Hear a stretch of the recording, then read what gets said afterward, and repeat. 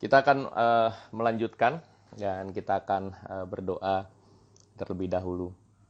Bapa Surgawi, terima kasih untuk pagi hari yang indah ini. Kami bersyukur untuk hari yang baru. Terima kasih untuk kehidupan yang Kau berikan. Terima kasih untuk nafas kehidupan. Terima kasih untuk kesempatan kami boleh membaca dan dikuatkan oleh firman-Mu. Terima kasih untuk kesempatan kami masih bisa, Tuhan, untuk bersekutu dengan Engkau. Kami bisa berfellowship dengan teman-teman, dengan saudara-saudara kami, dengan keluarga kami. Dan pagi hari ini biarlah firman-Mu yang adalah pelita bagi kaki kami dan terang bagi jalan kami, boleh menuntun, memimpin setiap kehidupan kami. Terpujilah nama-Mu di dalam nama Yesus. Kami sudah berdoa dan mengucap syukur. Haleluya, amin, amin. Ya, kemarin saya bercerita tentang satu kata otentik.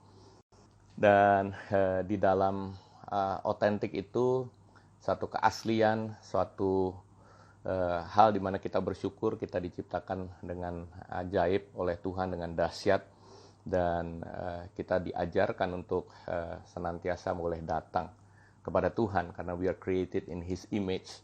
Tapi kita juga punya saudara-saudara kita yang diciptakan serupa segambar dengan kita, di mana kita boleh saling tolong menolong, saling menguatkan, saling terbuka satu dengan yang lain. Tadi malam saya juga ngobrol sama istri saya, sama anak-anak. Seringkali kita dalam kehidupan tuh bicara mengenai what are the good things. Ya biasanya in our weekly family devotion kita ceritalah hal-hal apa sih yang baik yang terjadi. Tapi tadi malam saya juga mulai bertanya, hal-hal buruk apa sih yang terjadi? Kegagalan-kegagalan apa yang terjadi? Kadangkala memang kita memang perlu belajar untuk bersyukur untuk hal yang baik. Tapi ada halnya kita juga perlu untuk bisa melihat mungkin ada hal-hal yang nggak berjalan sesuai rencana kita, hal-hal yang tertunda, ya hal-hal yang rencana kita mau kerjakan belum berhasil, cinta kita yang ditolak dan sebagainya, macam-macam hal-hal yang mungkin nggak sesuai dengan kehendak kita dan justru disitulah authenticity kita, keaslian kita bisa terlihat ketika kita juga respon dengan to keep the integrity di dalam kehidupan kita, sehingga kita bisa membawa seluruh kehidupan kita kepada Tuhan. Nah, hari ini saya mau lanjutkan dengan satu kata yang lain. Oh, ini luar biasa, ada yang dari Medan juga. Wanli, good morning. Meiti, oh, Mr. Aaron Scott Myers, good morning. Dan pagi hari ini kita, oh ini ada yang request to be in your live video ya. Bisa berdua ya mestinya ya. Mungkin nyanyinya lah besok sama Pastor Josh dulu ya. Oke, hari ini saya mau bicara mengenai satu kata, yaitu lifestyle atau gaya hidup. Kalau kita biasanya bicara mengenai lifestyle atau gaya hidup, berarti kita melihat tentang sikap seseorang, ya, cara hidupnya, jalan kehidupannya, atau gaya-gaya dalam kehidupannya. Bisa itu mungkin gaya pakaiannya, gaya makanannya. Dalam era-era sekarang kita bisa melihat itu karena bisa lihat Facebook, bisa lihat Instagram. Anda bisa melihat gaya hidup seseorang. Dan saya percaya gaya hidup itu ditentukan oleh nilai-nilai, values yang ada di dalam kehidupannya. Dan juga sesuai dengan pandangan dia mengenai dunia ini, ya, mengenai their worldview, pandangan mereka tentang dunia, tentang kehidupan. Nah, kita ada dalam masa-masa seperti ini, di mana beberapa bagian dari lifestyle kita berbeda, berubah. Satu, misalnya cara bekerja kita berbeda, ya. Banyak dari kita bekerja dari rumah. Banyak dari kita harus merubah cara kita bekerja. Cara berpakaian kita berbeda. Saya Pastor Jimmy bilang ya, share your lifestyle. Jadi cara berpakaian aja dalam minggu ini atau bulan ini, karena ini udah hari ke-27 gitu ya, work from home, berbeda sekali. Yang namanya kemeja sudah boleh bilang hampir tidak pernah dipakai itu ya.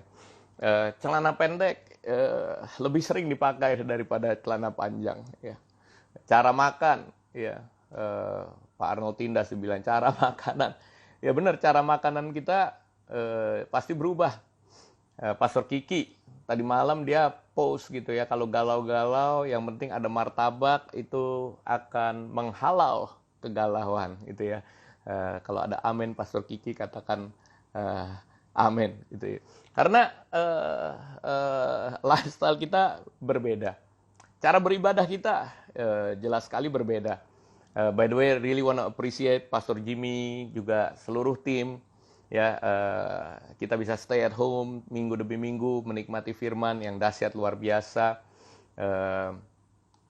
Kemarin melewati minggu Jumat Paskah dan hari Minggu Kebangkitan, bagaimana kuasa kebangkitan Tuhan itu semakin dahsyat ya, menyadari kita punya keluarga, menyadari bahwa Tuhan itu memberikan Roh Kudusnya. Itu suatu hal-hal yang dahsyat yang kita terima dengan satu lifestyle yang berbeda. Keadaan bisa berbeda, ya, zaman bisa berbeda, cara berpakaian bisa berbeda. Tapi pagi hari ini saya mau cerita tentang satu lifestyle yang harusnya tidak berbeda, malah harusnya semakin nyata di dalam keadaan-keadaan yang terjadi. Ya, dalam keadaan sulit, dalam keadaan seperti sekarang COVID-19, yaitu gaya hidup sebagai messenger ya, satu pesan ya, sebagai pembawa pesan yang baik atau pembawa kabar baik. Di dalam Matius pasal 5 ayat 13 sampai 16 ya, dikatakan kamu adalah garam dunia. Jika garam itu menjadi tawar, dengan apa ia diasinkan? Tidak ada lagi gunanya selain dibuang dan diinjak orang. Kemudian ayat 14 sampai 16 dikatakan kamu adalah terang dunia. Kota yang terletak di atas gunung tidak mungkin tersembunyi. Lagi pula orang tidak menyalakan pelita lalu meletakkannya di bawah gantang, melainkan di atas kaki dian sehingga menerangi semua orang di dalam rumah itu. Demikianlah hendaknya terangmu bercahaya di depan orang, supaya mereka melihat perbuatanmu yang baik dan memuliakan Bapakmu yang di sorga. Jadi lifestyle yang senantiasa selaras ya dengan kebenaran firman. Jadi kalau bicara mengenai lifestyle, firman ini harus dihidupi. Jadi menjadi nyata ya, hidupi firman dan gunakan itu untuk mengubah banyak kehidupan.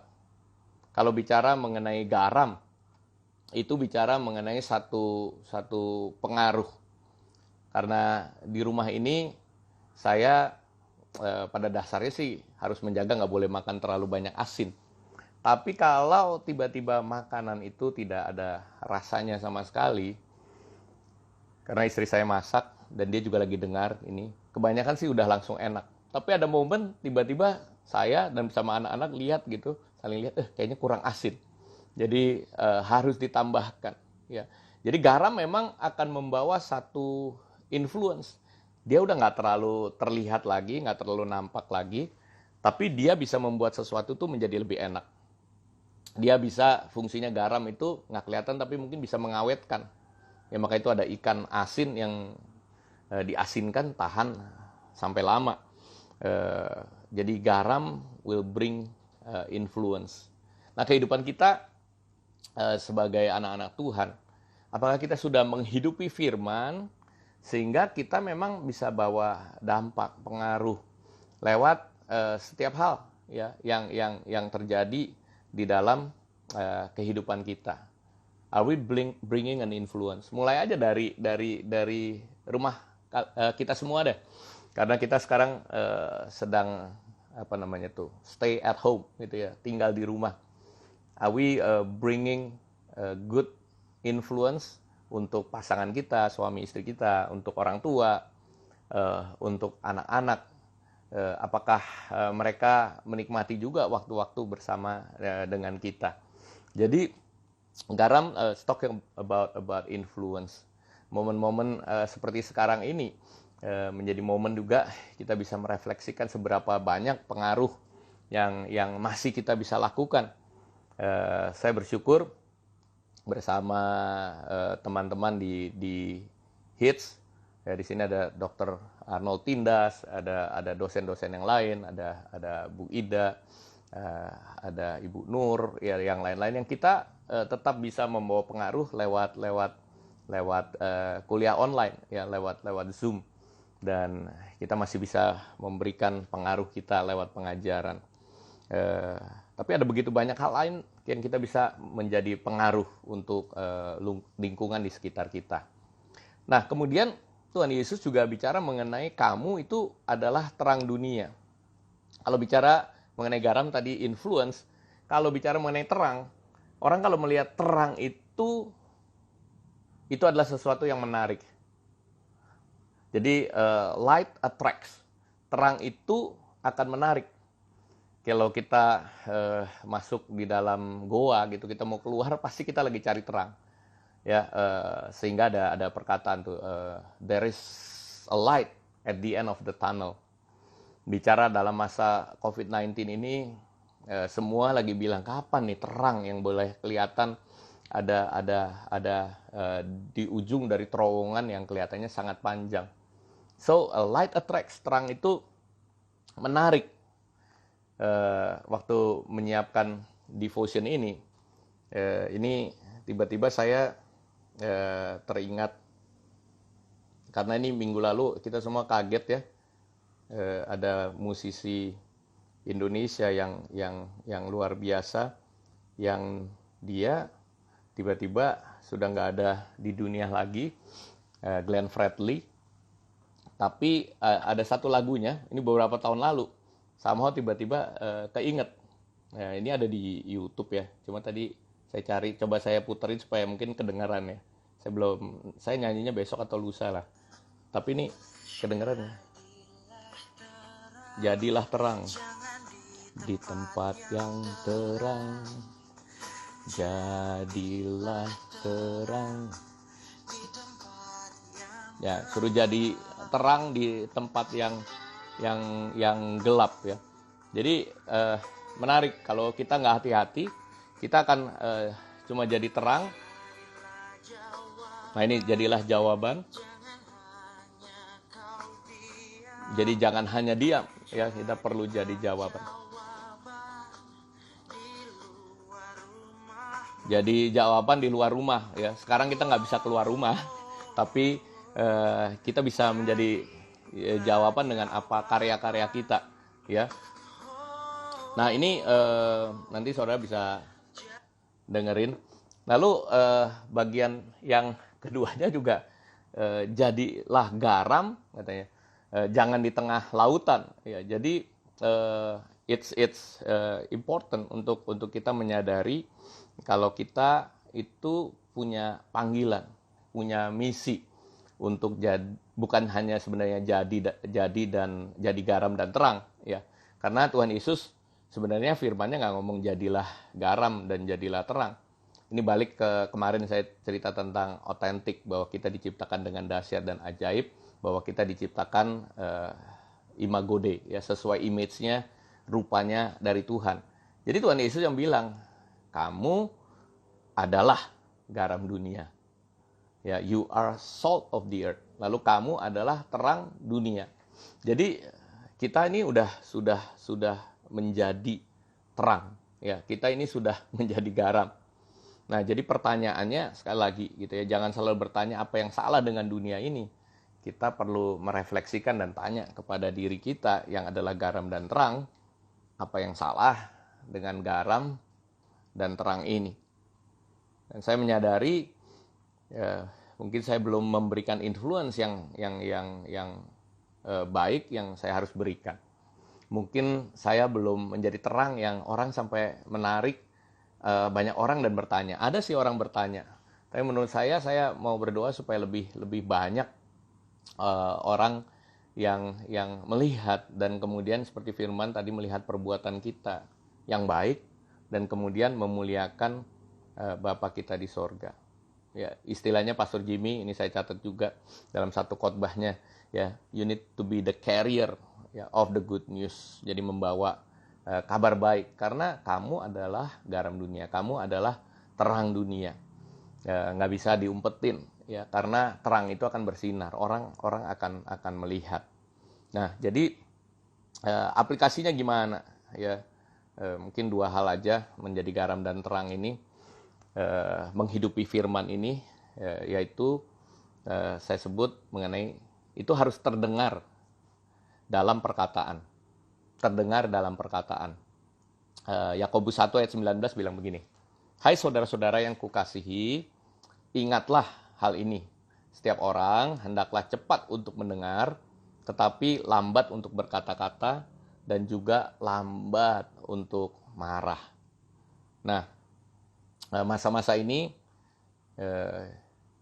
masa-masa di mana kita bisa banyak sekali memakai perkataan kita ini, ya, dan juga masa di mana kita bisa banyak mendengar, ya.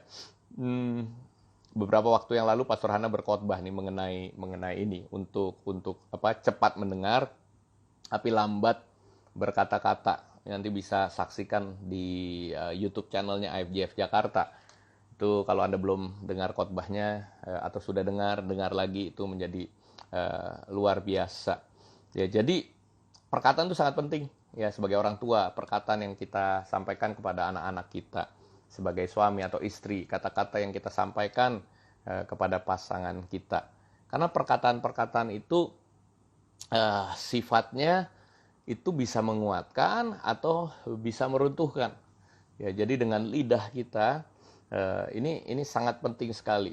Jadi kita perlu berhati-hati. Nggak hanya kata-kata yang keluar dari mulut kita, kata-kata yang kita tulis, baik itu di tweet, ya, baik itu yang Anda sedang tuliskan, ya, seperti Sarah, cepat mendengar, lambat berkata-kata, kasih jempol. Ya, jempol ini luar biasa, gitu ya. Bagaimana menguatkan, oke, setuju, amin. Ini berarti Anda juga sedang menyimak, ya, ada satu respons. Jadi perkataan itu ada spiritnya, saudara, ada rohnya. Firman Tuhan menciptakannya dengan apa? Dia berfirman.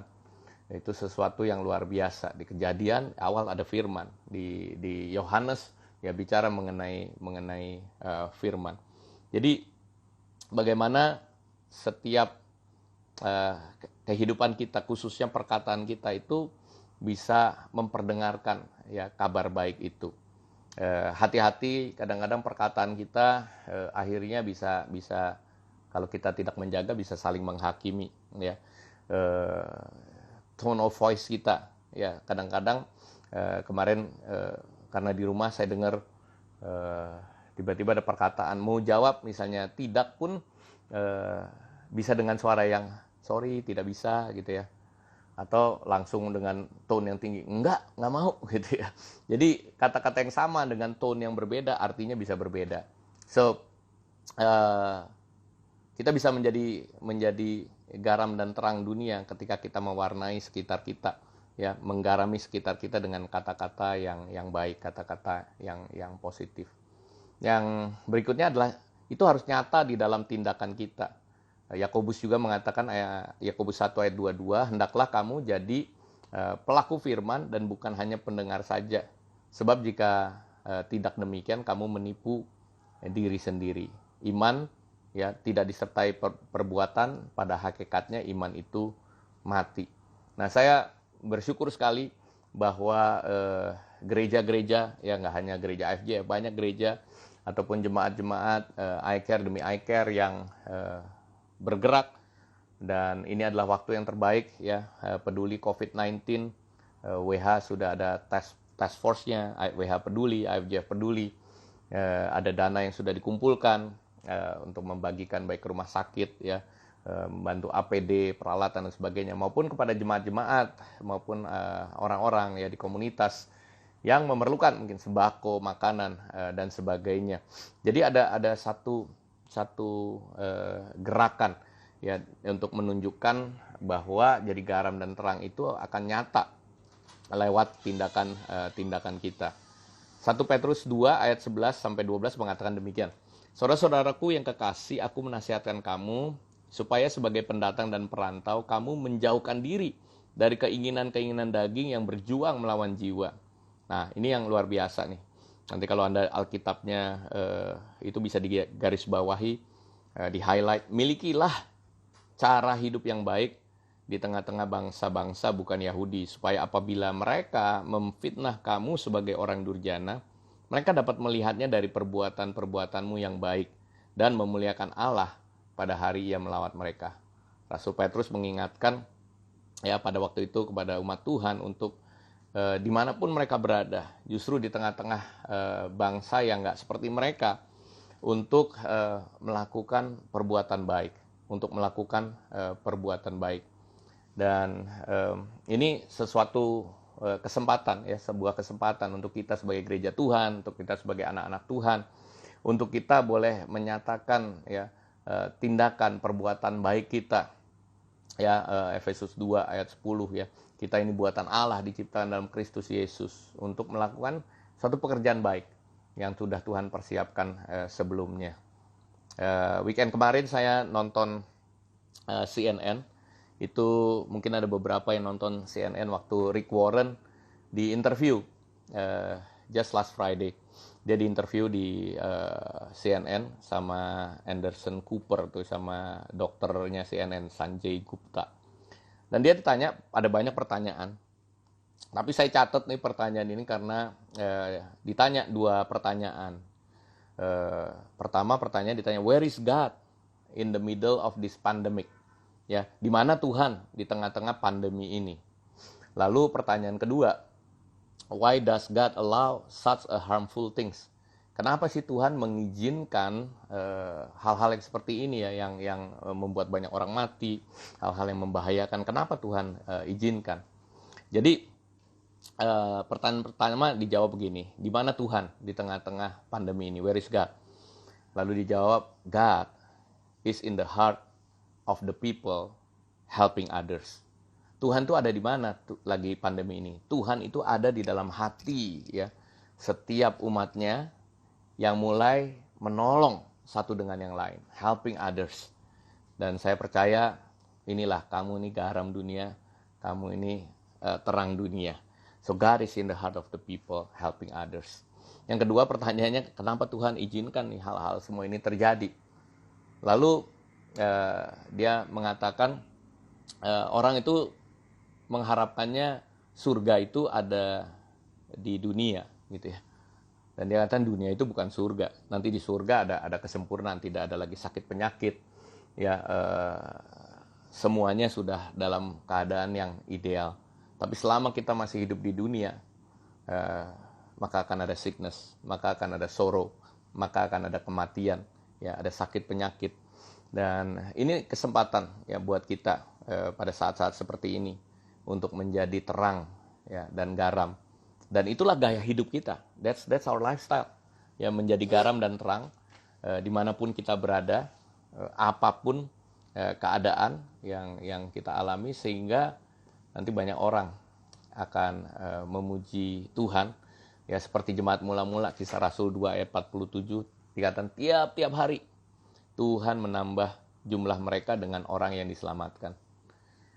Dalam masa pembatasan sosial berskala besar, biarlah ini juga PS-nya nggak hanya pembatasan sosial, tapi mungkin pertumbuhan spiritual juga berskala besar buat kita. Ya, itu tadi pagi dari Pak Paulus Bambang di Instagramnya.